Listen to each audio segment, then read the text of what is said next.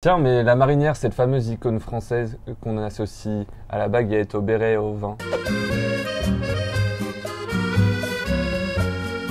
Depuis quand ça existe, au fait?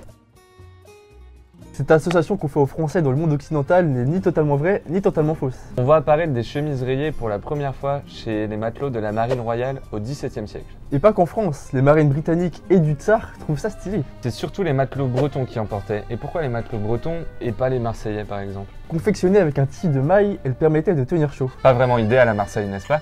Et ces fameuses rayures alors? On est d'accord que le rayé est plus tape à l'œil que l'uni. Bien, vous avez votre réponse.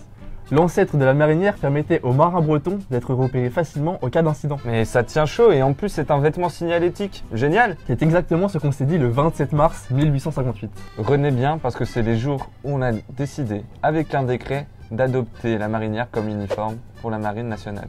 Pour la petite anecdote, ce décret a rétabli la longueur de la marinière jusqu'en haut des hanches pour qu'on évite de voir les parties basses des marins lorsqu'ils se baissent. Et oui, parce qu'il n'y avait pas de caleçon à l'époque. Et toc, on décide par la même occasion le motif. Pourquoi 21? Eh bien il y a deux écoles. La première qui associe les 21 rayures aux 21 victoires de Napoléon Ier. Et la deuxième qui parle de la couleur indigo comme une couleur coûteuse à reproduire. Et c'est au 21e siècle que la marinière prend une autre tournure que celle militaire et masculine. Mais oui, la mode intervient. En 1917, Coco Chanel fait son apparition. Nouvelle idée audacieuse, faire porter aux femmes de la classe aisée des vêtements de travail à l'allure masculine. Ensuite vient en 1963 le mépris de Philippe Godard avec Brigitte Bardot avec la célèbre marinière. Ce n'est pas fini, seulement 3 ans après, Yves Saint Laurent réinvente le tricot rayé dans une robe à sequins dans sa collection Matelot.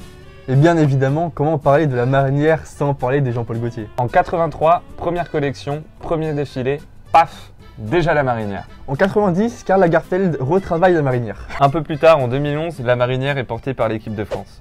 Paris gagné. Aujourd'hui, la marinière est devenue non seulement une pièce symbolique féminine importante, mais également une représentation de l'égalité des sexes et le savoir-faire français. C'est ainsi que la marinière est passée de la haute mer au bord de mer. Voilà, désormais vous savez depuis quand ça existe. Et si la marinière de demain, c'était la vôtre? Faites votre marinière avec Génie Cadeau.